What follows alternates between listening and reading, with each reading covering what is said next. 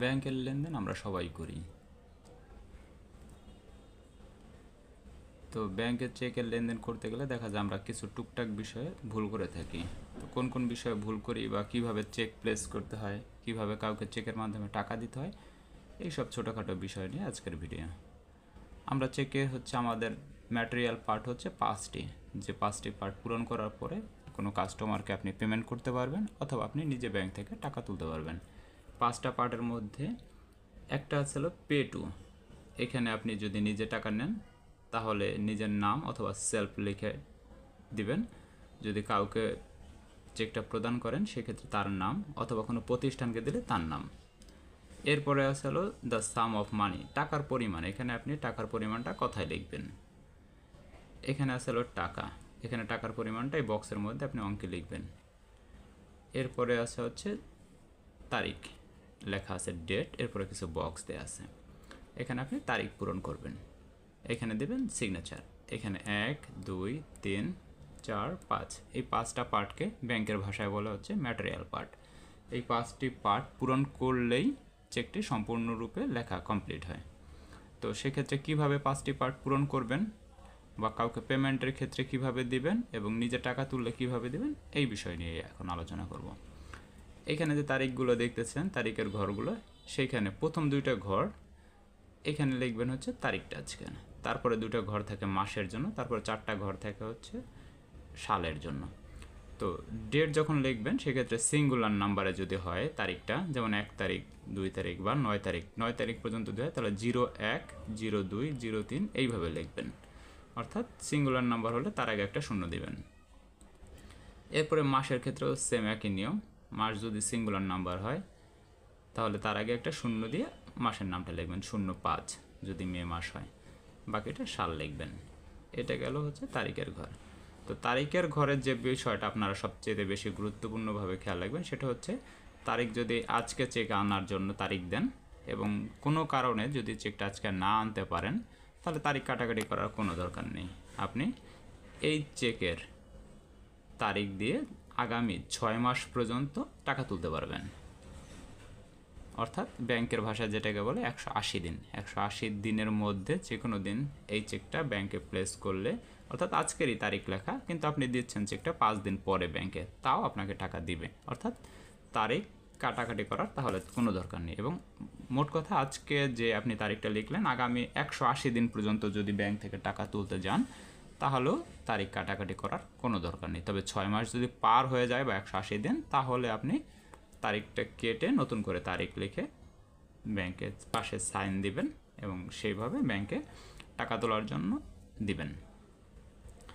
এটা গেল তারিখের হিসাব। এরপরে আসেন টাকা। এখানে লিখবেন টাকার পরিমাণটা, কত টাকা আপনি তুলতে যাচ্ছেন। যে টাকাটা তুলবেন তার আগে এবং পিছে 2টা দাগ দিয়ে আপনি নিজেই আটকে দেবেন, অথবা সামনে শুধু দাগ দিয়ে আটকে দিবেন যেন টাকার পরিমাণ আর 2টা একটা ডিজিট দিয়ে বাড়ানো না যায়। এরপরে লিখবেন পে টুর ব্যাপারে আসি। পে টুর যে সচেতনতার ব্যাপার, সেটা যদি আপনি নিজে টাকা তুলতে চান তাহলে এইখানে পে টুতে আপনার নাম লেখার কোনো দরকার নেই। এখানে লিখবেন সেলফ, SELF, সেলফ। সেলফ মানে নিজ, এখানে আপনি নিজও লিখতে পারেন, বাংলায় নিজ, যে টাকাটা আপনি নিজে নিতে এসেছেন। পে টু মানে কাকে টাকা দেওয়া হবে বা কে টাকাটা নেবে, সেক্ষেত্রে আপনি এখানে নিজের বাংলায়ও লিখতে পারেন। দ্য সাম অফ টাকা, এখানে আপনি যে টাকার পরিমাণটা লিখবেন সেটাই এখানে কথায় লিখবেন। এরপর আসেন সিগনেচার, এখানে আপনি সিগনেচার করবেন। এই হয়ে গেল চেকের পরিপূর্ণতা। এইভাবে আপনি ব্যাংকে দিলে ব্যাংক কর্মকর্তা আপনাকে টাকা প্রদান করবে। এখন আসুন, আপনি নিজে না তুলে যদি কাউকে দিতে চান সেই ক্ষেত্রে অন্য কোনো পার্টগুলোর কোনো পরিবর্তন আনার কোনো দরকার নেই। আপনি সাইন ঠিক মতোই দিবেন, টাকার পরিমাণ লিখবেন, এইখানে টাকা লিখবেন, তারিখও ঠিক মতো দিবেন, শুধু পরিবর্তন আনবেন পে টুতে যাকে টাকাটা দিচ্ছেন পে টুতে তার নামটা লিখে দেবেন, অর্থাৎ সে টাকাটা নিবে। এই টাকা আপনি কাউকে প্রদান করছেন, যাকে প্রদান করছেন তার নামটা এখানে লিখে দেবেন। এইটাকে, এই ধরনের চেককে আমরা বলি হচ্ছে হুকুম চেক। প্রথম যেটা আপনি নিজে নিচ্ছিলেন সেটাকে আমরা বলি বাহক চেক। বাহক চেক অর্থাৎ আপনি নিজেই টাকার তুলবেন। দ্বিতীয় নাম্বারটা গেল হুকুম চেক। এরপর আসেন চেকের আরও অধিক নিরাপত্তার জন্য আপনি এখানে চেকের পাশে বাম পাশের কর্নারে এখানে দুটো আড়াআড়ি দাগ টেনে দিতে পারেন, অর্থাৎ চেকের শুরুতে উপরে বাম পাশে, যেটাকে আমরা বলি হাতের বাম পাশে দুটো দাগ কেটে দিতে পারেন। এই চেক দ্বারা বোঝানো হচ্ছে যে এই টাকাটা কেউ ডেবিট করে হ্যান্ড ক্যাশ অর্থাৎ টাকা তুলে নিতে পারবে না।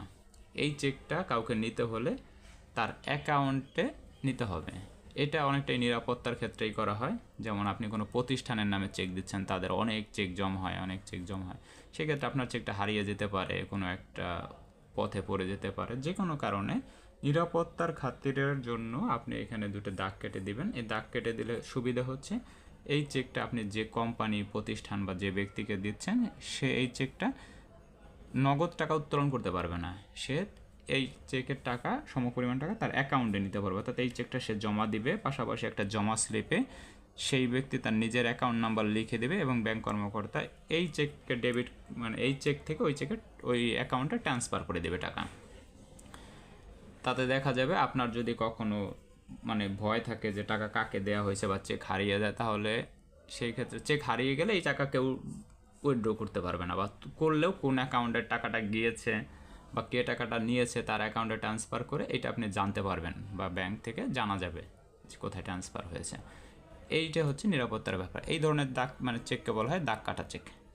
এছাড়াও আরও কয়েক ধরনের চেক আছে যেগুলো মানে প্রধানত না, এগুলো সাধারণত, অর্থাৎ যেগুলো খুব বেশি না জানলেও আপনার চলবে। সে ওপেন চেক আছে, পোস্ট ডেটেড চেক আছে, ক্রোসড চেক আছে, ফাঁকা চেক আছে।